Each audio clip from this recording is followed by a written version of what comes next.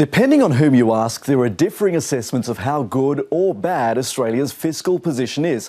The last major economic paper from the government contended there had been a significant deterioration in the budget post-election to the tune of $123 billion over the forward estimates.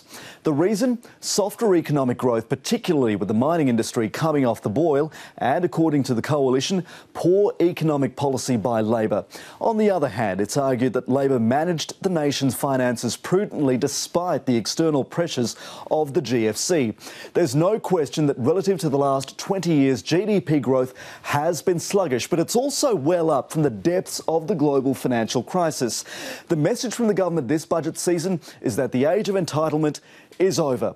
The business sector is among those worried that popping too many entitlement bubbles will hurt consumer confidence and ultimately the economy.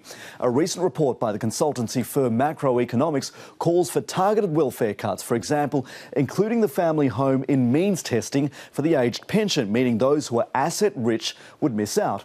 Macroeconomics also suggests broadening the GST, trimming government assistance to industry, curbing spending by government agencies and reducing access to free Medicare services by charging patients for a co-payment and cutting rebates.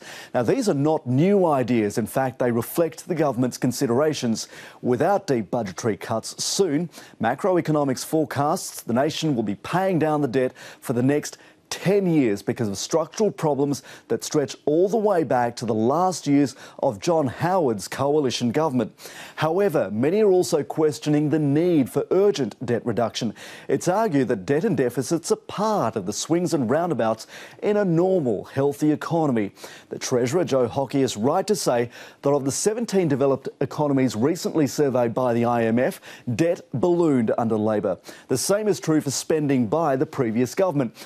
However, despite that, Australia retained its AAA credit rating and national debt remains among the lowest of those 17 countries surveyed and indeed in the developed world.